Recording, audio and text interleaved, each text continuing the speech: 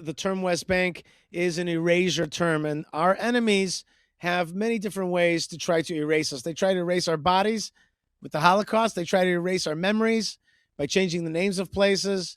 Hadrian tried to change the name of Jerusalem. Imagine being a Roman guy and being like, I know, the way to do it is let's erase the name of Jerusalem altogether. And the Arabs do that all the time. The jihad does that all the time. They change the name of Jerusalem to Al-Quds, the name of Hebron to Khalil.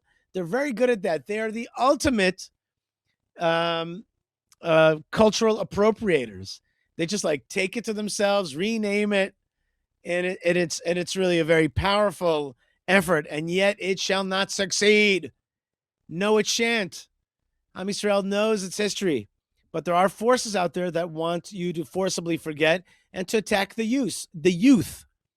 And by attacking the youth, they erase their minds, and then they make somebody who would be naturally pro-Israel to be anti-Israel. And we should not allow that. We should not stand for that. So thank you very much, Jake Bennett.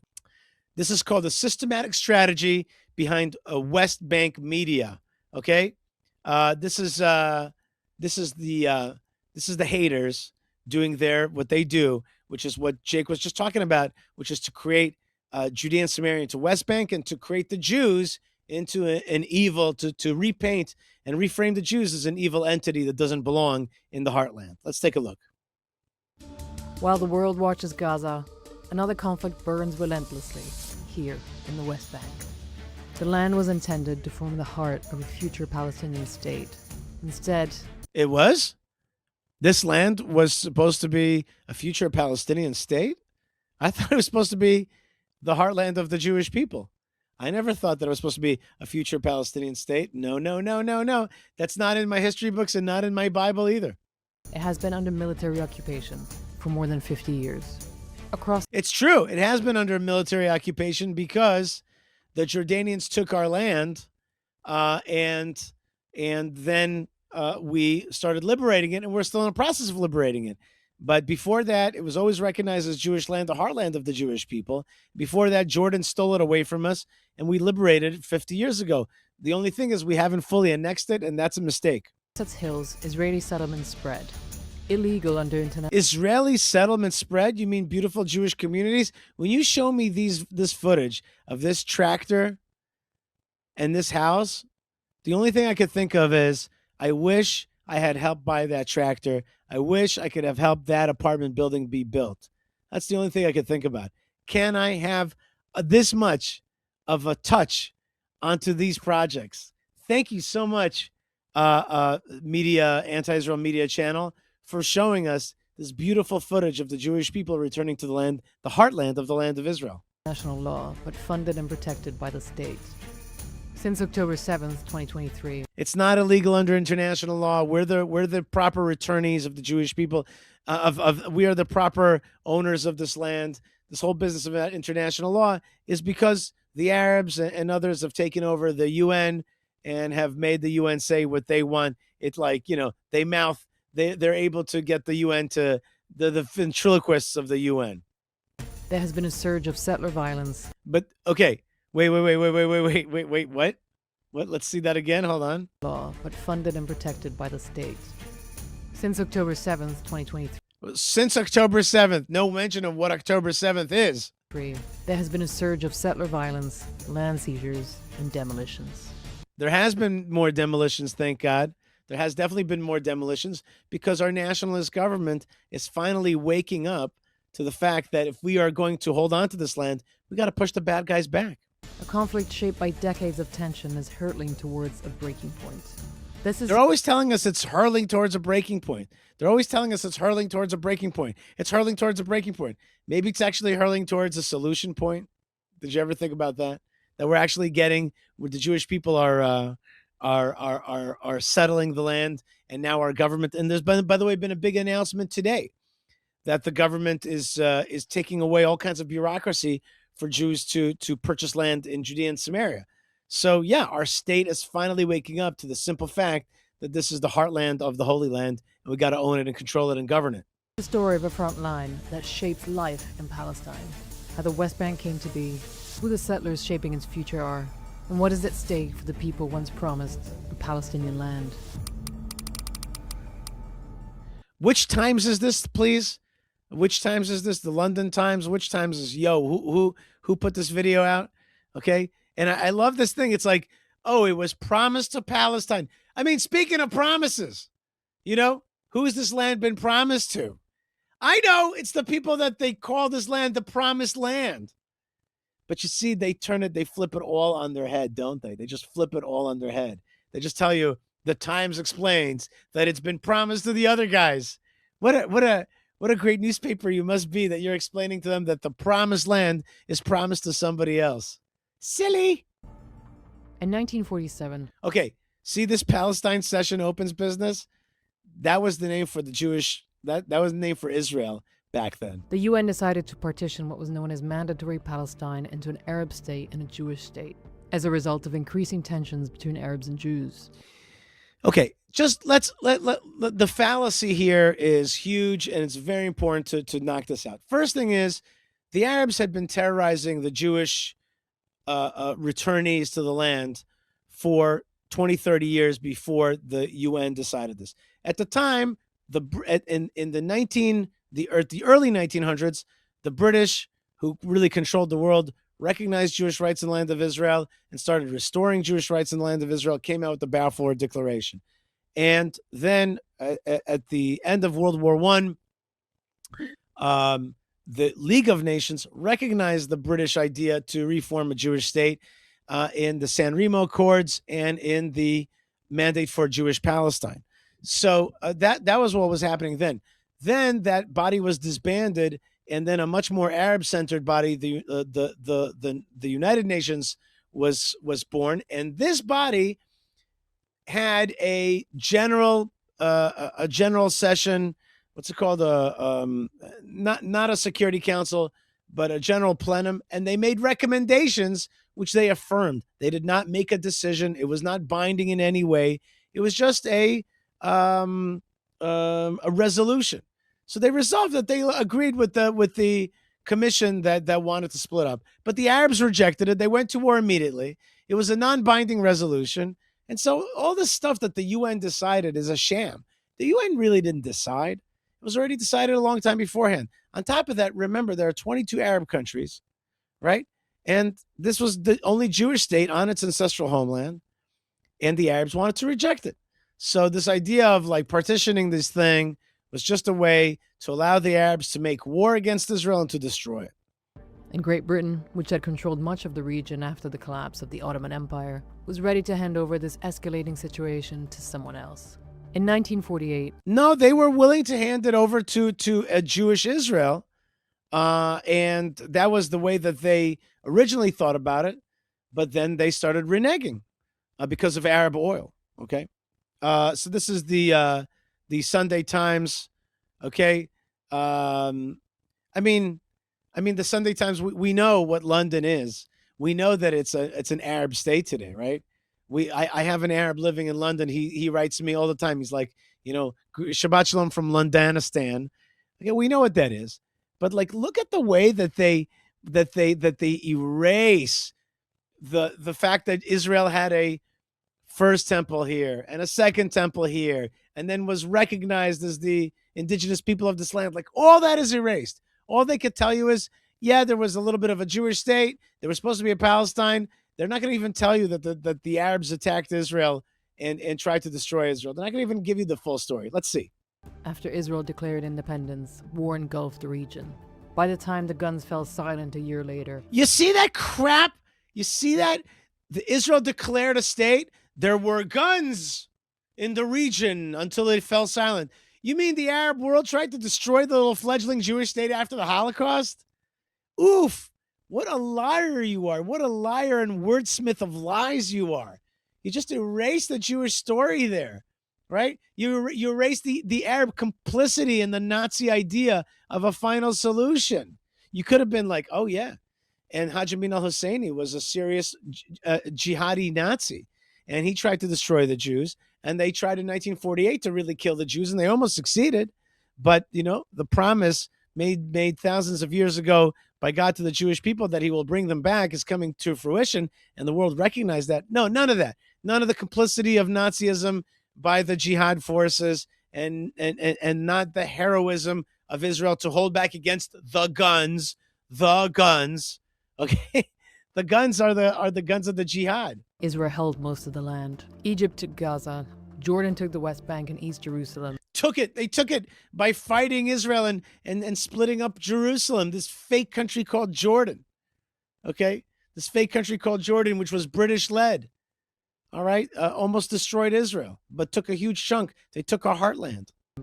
Around 750,000 Palestinians had fled or been forced from their homes. An exodus remembered by the Palestinians. Do you see this? Like, there's no mention of the war that they made against Israel. The numbers are way inflated, but that's besides the point. The point is that they were trying to kill Israel. So of course they had to leave. You can't have people who want to destroy you stay in your land. You know, that's normal rules of war. They tried to destroy us. And some of them had to leave. Palestinians as the Nakba, or catastrophe.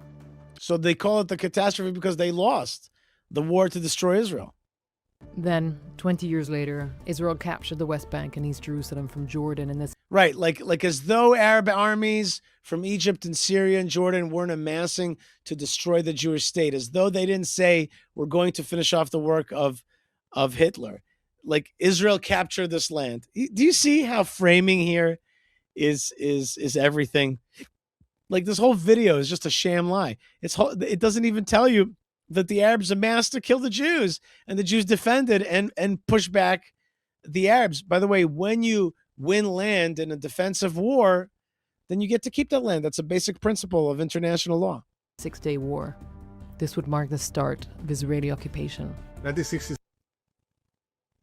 This would mark the start of Israeli return. I'm already starting to get tired of this video. It's just like lie after lie. Every sentence is a lie. When everything changed, within 6 days, Israel occupied the entire Sinai Peninsula, the West Bank, Gaza, and the Golan Heights.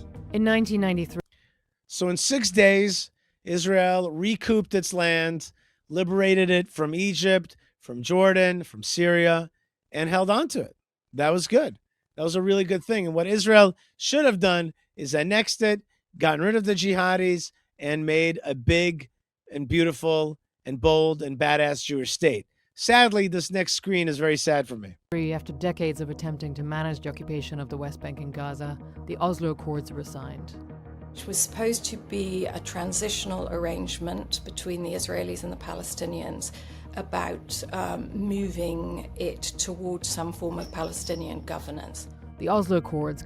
Right. The way she said it is relatively true, which is that there was really never a vision of a Palestinian state in the Oslo Accords. They wanted some kind of Palestinian autonomy. And look at this guy. Here's a pedophile, jihadi, Nazi, Jew hater, and many other bad things that this man did. And, not to mention corrupt of every kind of nature. Meaning to say he died with millions in his bank account. So we're talking about a really evil person. That's Yasser Arafat. Tfu. Carved the West Bank into 3 zones. Area A, run by the Palestinian Authority. Area B, which had shared control. And Area C, the largest, under full Israeli control. Why do you think that Israel wanted that? Because we always had a vision that we would come back and control this land. They just didn't want to control a large Arab population, which was a mistake. But the point is that even under the Oslo Accords, it was clear that this is an Israeli territory. There's been quite a clash in terms of the visions of peace between the two sides. They gave themselves 5 years to deal with all the outstanding issues, with all the core issues of refugees, of Jerusalem as the capital, its border, settlements. Palestinians envision sovereignty. The Israelis really don't envision giving them more than autonomy over really tiny patches. That's right. And they shouldn't have done that either. They should have never given any autonomy, certainly to a jihadi anti-Israel entity, but really to anybody. It's our land, and we're not here. We don't even have the right to give that autonomy to anybody else. The start of right-wing move of politics in Israel. And that shift to the right began to embolden a determined group, settlers. In the West Bank, Palestinians are... I just want to tell you, I am a settler. I am a proud settler. I'm a settler. I'm a settler. I'm a proud settler. I'm resettling. I'm a resettler, resettling the heartland of the land of Israel with the help of God. Pushing back in Palestine. No doubt this land is mine because God has given it to us. He wants us to develop it and make it shine. So I'm a proud resettler. The land is mine because the land is bequeathed to us by God and history. And now it's time to gather the exiles into this land. Palestine, got no time. Palestine is a crime. Can't have that on my land. That is a bad band, the jihad band, and we can't let them play music on our land here. Facing threats from Israeli settlers who seek to push them out. President Joe Biden has approved sanctions on 4 Israeli. Exactly. Biden, who's a lefty sellout, okay, a corrupt, senile Israel hater from the 70s. We knew that he was an Israel hater. Yes, he sanctioned Israeli settlers, right? Not the jihadis. And that was quickly overturned by President Trump, thank God. Settlers accused of attacking Palestinians in the occupied West Bank. Across the West Bank, communities are rising in places where previous agreements outlined they would not. Settlements are Israeli villages built on occupied Palestinian territory. And No. At least she said Israeli villages. Look at that village. That just looks good. That looks good. Is that a front? Where is that? That's a beauty. She's a beaut. Look at that. Oh, look at those red roof houses in the Holy Land. Look how beautiful it looks. At least I didn't put the dark filter on this. I love it. Just look at that. That is just beautiful. I could look at that all day. The rebirth of the Jewish people in the heartland of the land of Israel. Thank you. Crimes of London. Considered illegal under international law. As of March. Whoa, great explanation. It's considered illegal under international law. It's just that cut and dry. Well, there's a lot of people in international law. There's a lot of voices. And the bottom line is no. There's a lot of dissent. Of course, the land is ours, for God's sakes. We're the indigenous people. This is part of the original mandate and certainly part of the mandate of God. It's not illegal under international law. It's illegal under the kind of international law that's run by, a group of people and their friends who want to isolate Israel through lawfare. 2025, there are 147 settlements spread across the West Bank and East. Oh, yeah. Even more. Come on. Woo! Look at those little dots. We need more of them. Jerusalem. The movement has transformed into an extreme entity. Why extreme? Extremely loving the land. Look at that. Look at this extremist. Look at he's learning Torah on a rock. Woo! We're extremely in love with our land. That word extremist is there to scare us. Oh, extremist. Extremist. What's this? Let's sponsor you a gold chain so you can freestyle. I don't even need a gold chain. I'm just going to do that. Okay. But check this out. Look at this extremist. Look, at least they didn't put the dark filter on this thing. I'm loving that. At least they didn't put the dark filter. That's good. Okay. Because this don't look like no extremist. It looks like a nice young boy learning the Torah on a rock in Judea. Thriving under state protection. The settler movement itself, they are very much abetted by an entire system, whether that's the police, the army, the courts, the government itself. You see? Yes, correct. See, you gotta know when to not fight your enemies. When your enemies say something smart, you gotta be like, yes. Like she's like, the settlers are backed by the state, the police, the army, the courts, and the government. Yep. Exactly. That's exactly right. Our country backs us up because our country sees that we're right, and we are voters, and we're making our country more to the nationalistic side, and we represent the majority opinion of Israel. Yes. And I just want to teach you this trick. You got to listen carefully when your enemies are talking, because sometimes they'll say things and you got to be like, that's right. That's exactly right. The majority. And then because later they're going to be like, no, the majority of Israelis are against it. You got to be like, no. You said it. Israel is with the settlement movement, resettlement movement. That's right. The majority of voters are with the so-called settler movement. That's right. I'm just meaning to say, pay attention and listen to when your enemies actually admit things that are very important. Don't always be ready to say no. Sometimes be ready to say yes. the presence in the government of Itamar Ben-Gvir and Bezalel Smotrich, the national security minister. Who both work, the national security minister, that means the minister of Israeli police, and the minister of treasury, the treasury minister, they are both nationalists. Do you understand that? That means that these two men have high positions of power in the Israeli government. They work very closely. So you can say, like, these two men are extremists. They represent major institutions in Israel, and they're doing a great job. And the finance minister, they are both settlers themselves. You bet they are. They are advancing policies that are contributing to what we see now. That's correct. See, say it with me. That's right. Our elected representatives are moving forward the policy that we want. You see how easy this is when you just listen carefully? It's like, yes, look at the text says. The time has come to apply Israeli sovereignty to Judea and Samaria, the so-called West Bank. העת להחיל את הריבונות הישראלית ביהודה ושומרון, להוריד מן הפרק אחת ולתמיד את רעיון חלוקת הארץ הקטנטנה שלנו. You see, to forever get rid of the idea of dividing our land, okay? הקמת מדינת טרור במרכזה. And establishing a terrorist state at its heart, at its center, okay? There you go. Yes. See? Great job, Betzalel. You're saying it right. Today, more than 700,000 Israelis. See, sometimes they put dark music and dark visuals. In this case, I'm very happy because they only put the dark music. But look at the visuals. Just put happy music here. La la la. Am Israel Chai. Settlers live in the West Bank and East Jerusalem. Most seek affordable housing and easy commutes to Israeli cities. Oh, really? Really? What are you trying to say with that?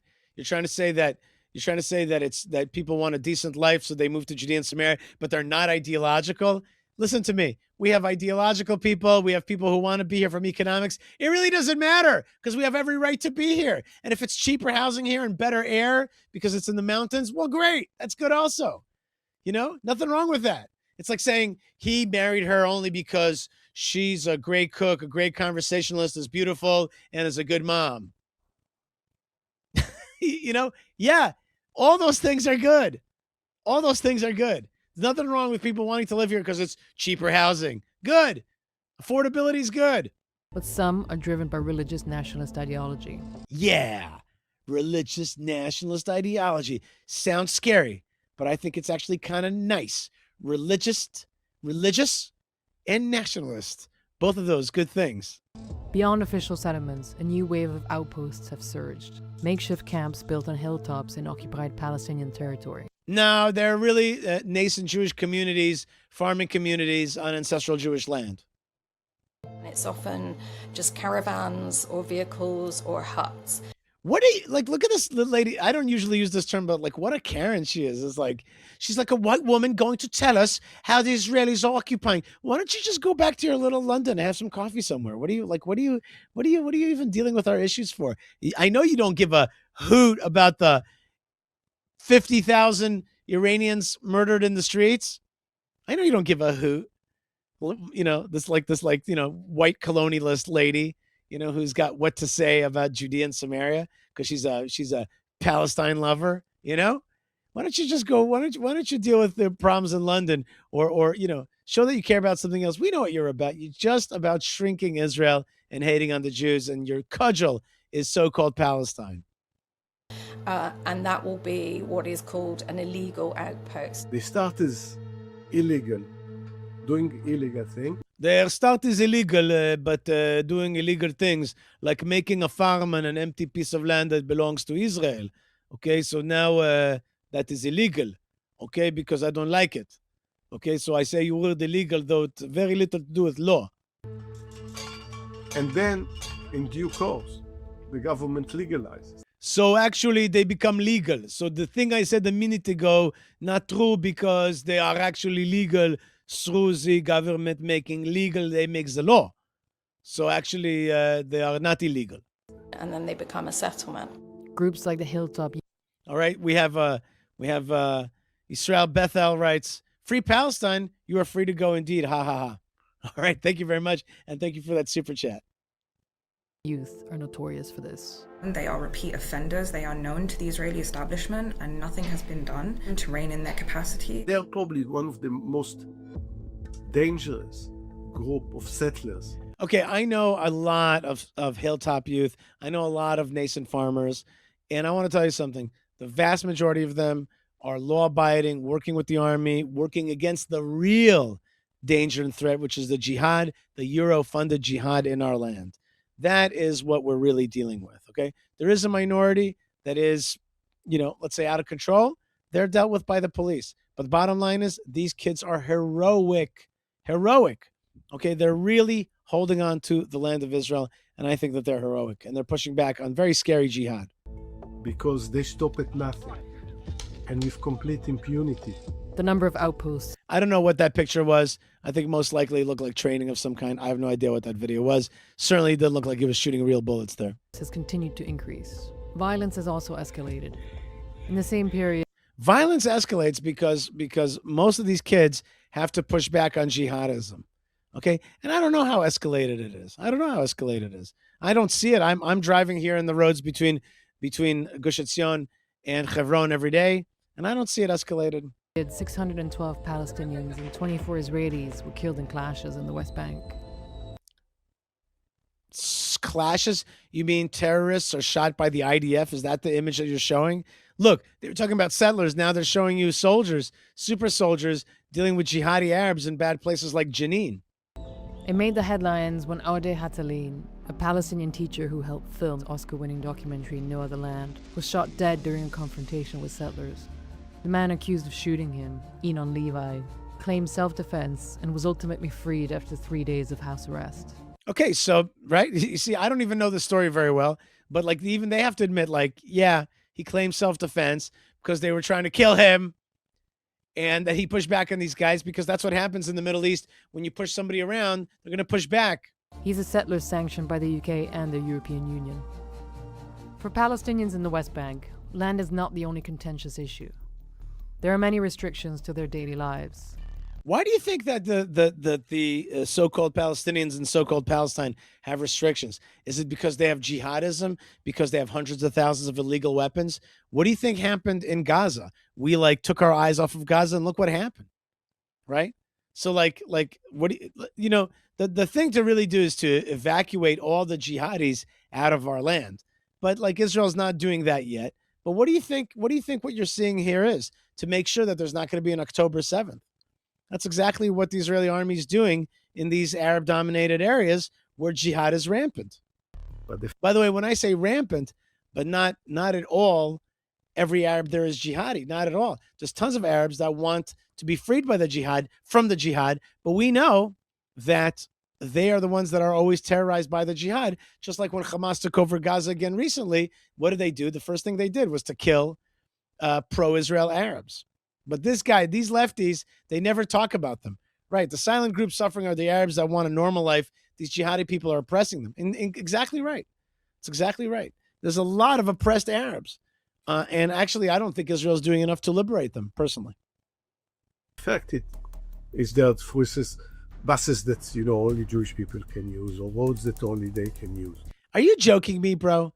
There are humongous towns in Judea and Samaria, the so-called West Banks, that Jews are not allowed into. They're not allowed into. Racism is a jihadi basic principle.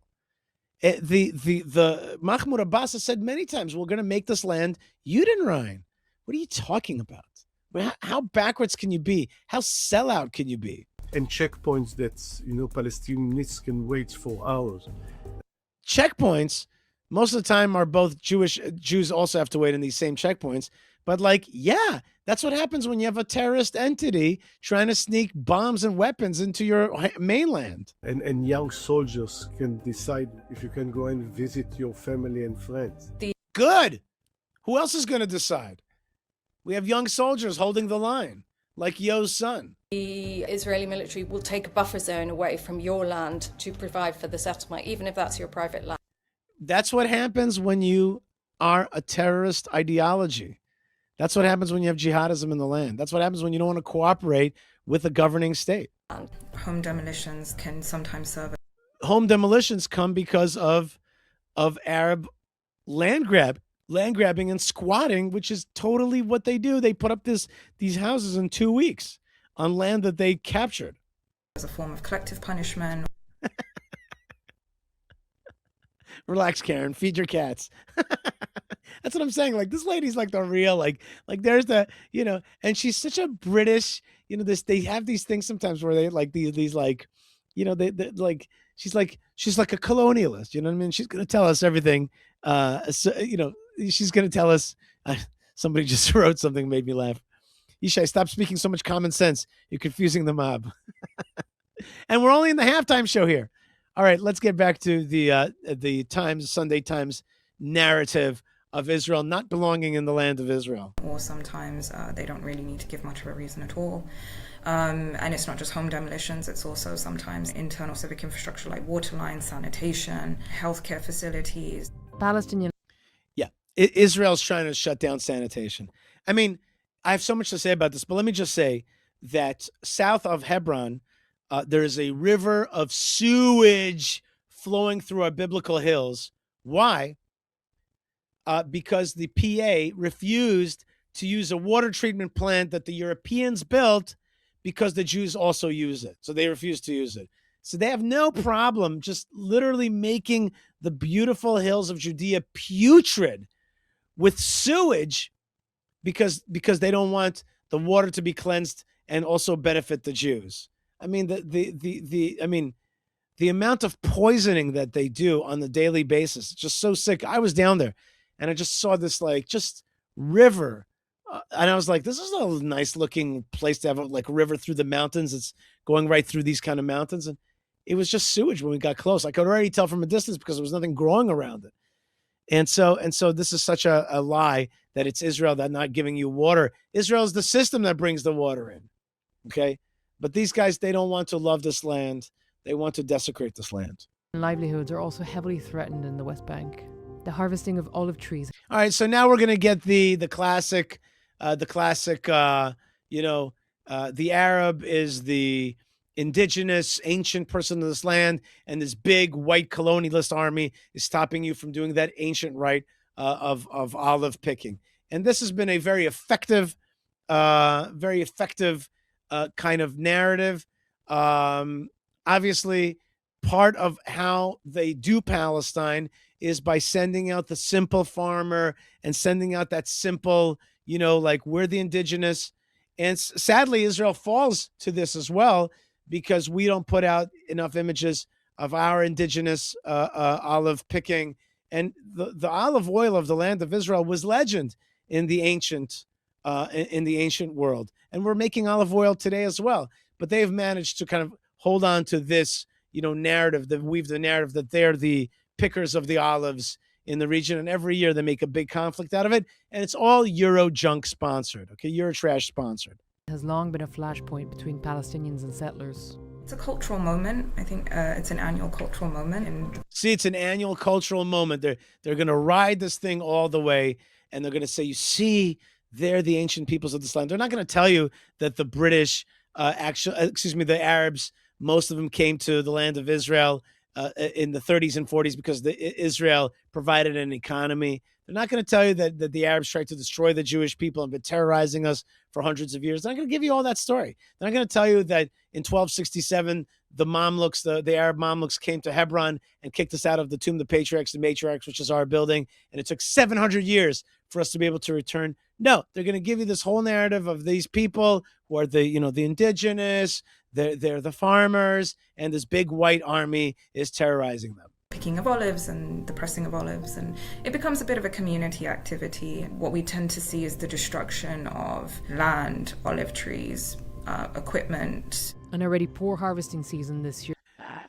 There is very little of that happening, but there's much more happening of encroachment of Arabs trying to get close to communities, planting next to communities. Here in my community, that happens all the time. In fact, I want to tell you that there were these Euro-funded, how do we know Euro-funded? Because it still had Euro tags, olive saplings that were planted right next to my town. We went down there and pulled them out because they were planting it on our land to get close to our land and to scorch us in. You know what I did with those? I pulled them out and I brought them home and I planted them in a jar, and now I've already put them out in the settlements so that these olive trees, Euro sponsored, would be our olive trees. So I've I've allowed this olive tree not to be handled by the Euro trash and the jihad, but rather I took him in and planted them with love as a Jewish tree in the land of Israel. In 2025 was marred by extreme settler violence. Oh, come on. Extreme and settler and violence. 3 words, all negative, right? Get her! Hey! Don't hit her, he yells. Hey! But the man does. Hey! This is an Israeli settler beating Palestinian farmers in the occupied West Bank village of Tormosai. And it was a very shocking image. You didn't see the other, right? You didn't see the person being beaten or anything like that. It's not clear. And it's not clear who attacked who. That's the thing. They are masters of giving you just the clip, the second part of the clip. They never show you the constant attacks. They never show you how, farmers that are my friends are under attack all the time. They tell me about the stuff. So they never show you this stuff. They only show you the other side.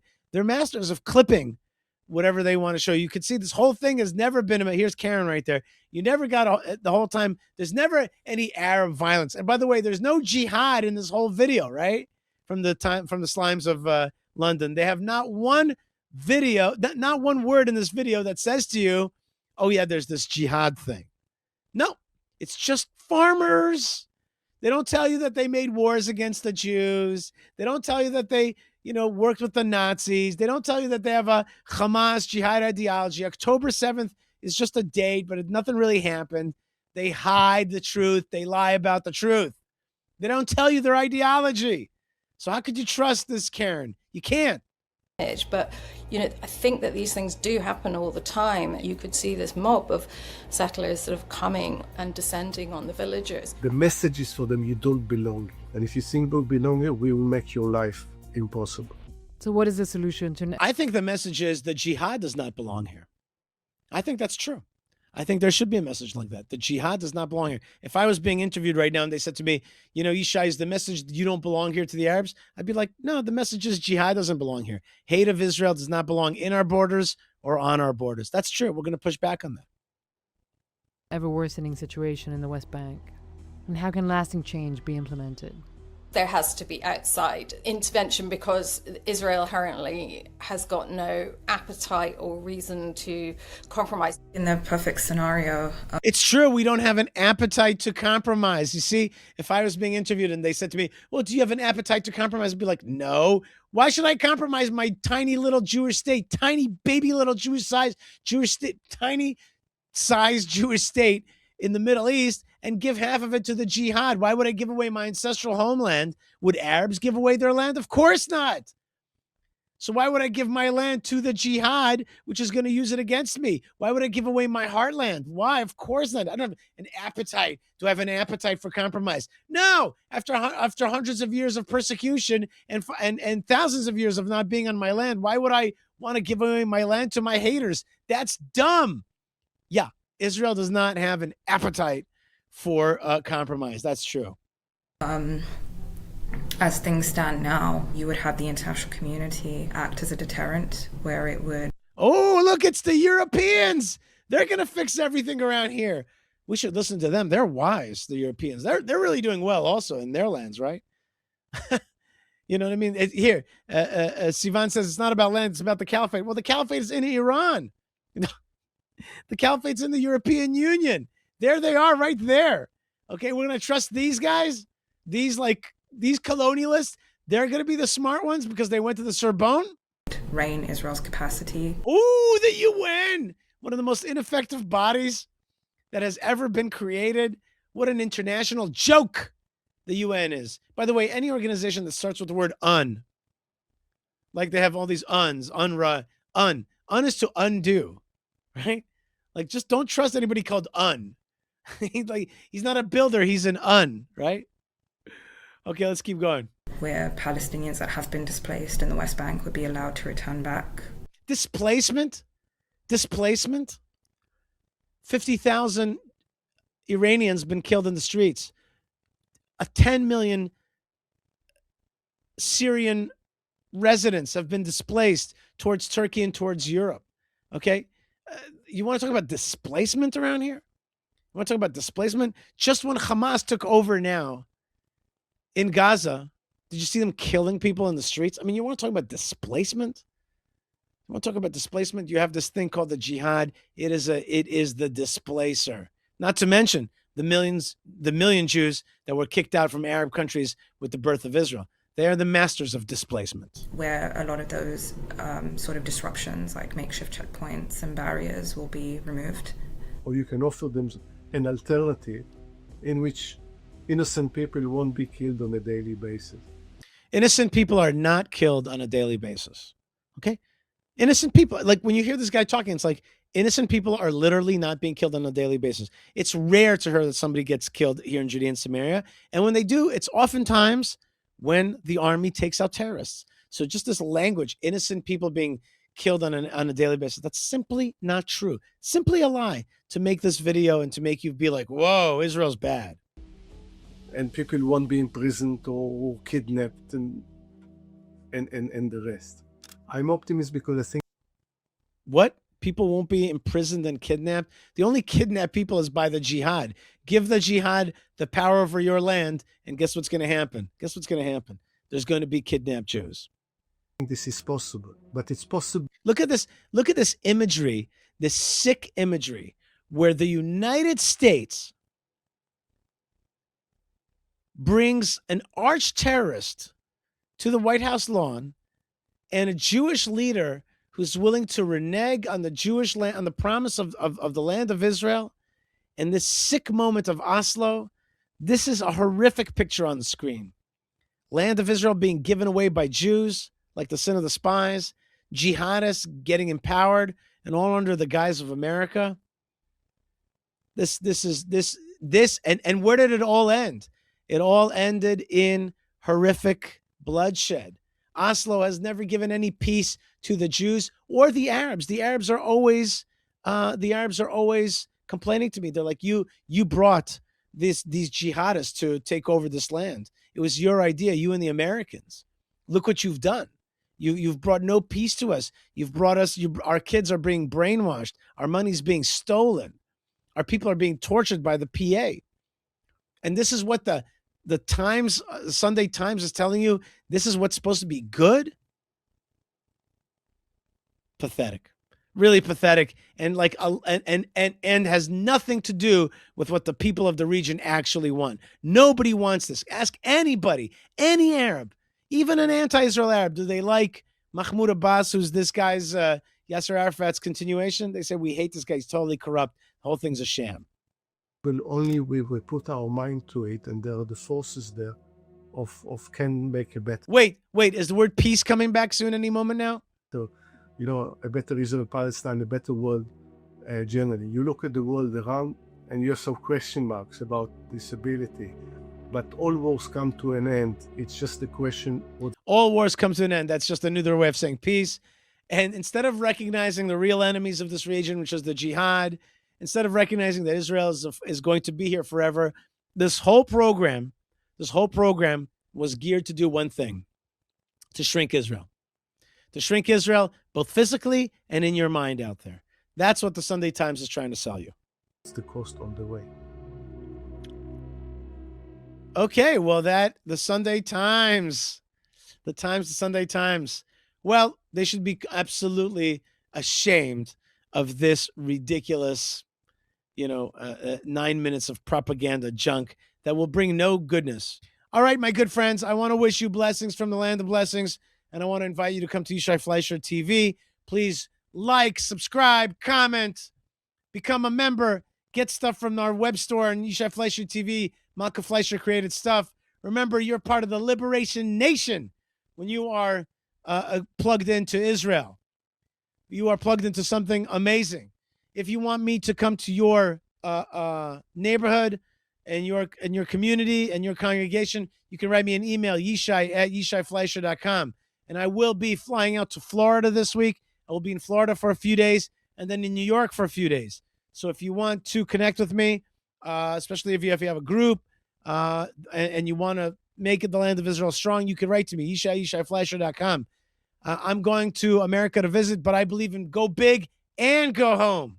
That's what we're doing. We're going big, and we're going home to the land of Israel. Let's broadcast and emanate strength, the strength of the God of Israel, the strength of the land of Israel, the strength of the people of Israel, and the strength of lovers of Israel, our non-Jewish brothers and sisters throughout the world.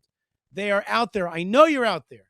And I'm sending you blessings because I know you're out there. And I know you're doing great work. And I know you're doing courageous work.